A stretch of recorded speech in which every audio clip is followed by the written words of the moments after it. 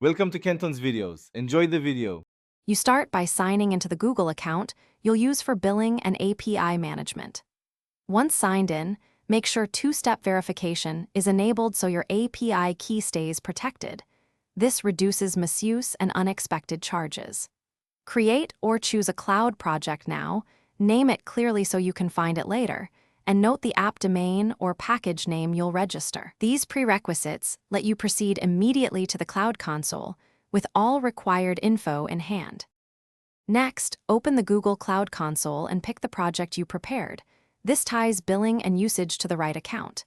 Then enable the Maps JavaScript API and any additional APIs you need, because enabling adds them to your project and prevents runtime errors. After enabling, go to Credentials and create a new API key. You'll immediately see the raw key value.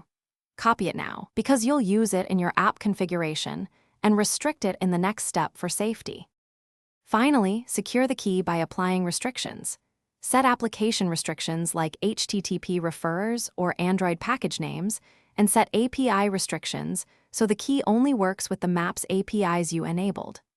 Once restricted, replace any placeholder in your app with the key and test in a development environment to verify map loads and features work.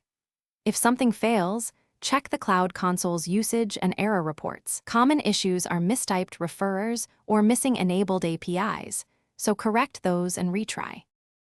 Thanks for watching. Consider subscribing if we helped you.